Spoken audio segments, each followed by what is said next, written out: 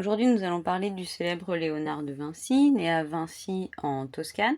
Comme nous l'avons vu précédemment, il a été formé dans l'atelier de Verrocchio et il est dit polymathe, c'est-à-dire qu'il maîtrise plusieurs disciplines. Aujourd'hui, nous allons nous intéresser à la période milanaise de Léonard et plus particulièrement à la Vierge au rocher, tout d'abord appelée la Vierge, l'Enfant Jésus, Saint Jean-Baptiste et un ange. C'est une commande pour l'ordre franciscain de l'Immaculée Conception de Milan.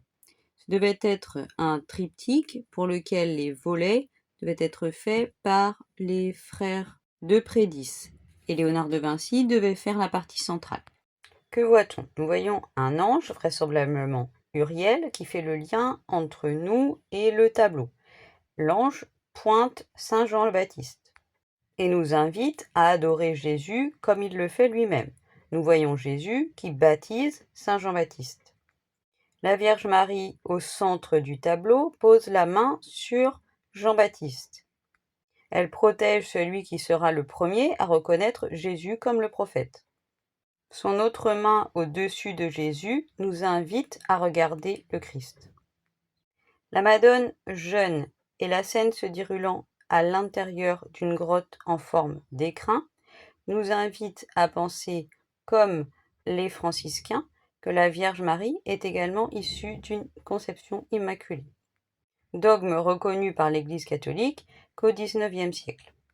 Nous remarquons ici l'utilisation maîtrisée de la perspective atmosphérique qui va donner une impression de profondeur. Nous voyons également la technique du sfumato de Léonard de Vinci, où on peut voir comme un brumé autour des personnages. Enfin, l'atmosphère est sombre et fait bien ressortir la lumière divine de tous ces personnages. Il existe une controverse à propos de cette œuvre. En effet, nous pouvons remarquer que les personnages ne portent pas de symbole chrétien, pas d'auréole, pas de croix sur Saint Jean le Baptiste. De plus, Saint Jean est mis particulièrement en avant, notamment par l'ange qui le pointe du doigt. Est-ce que l'absence de ces symboles a poussé la confrérie à refuser le tableau?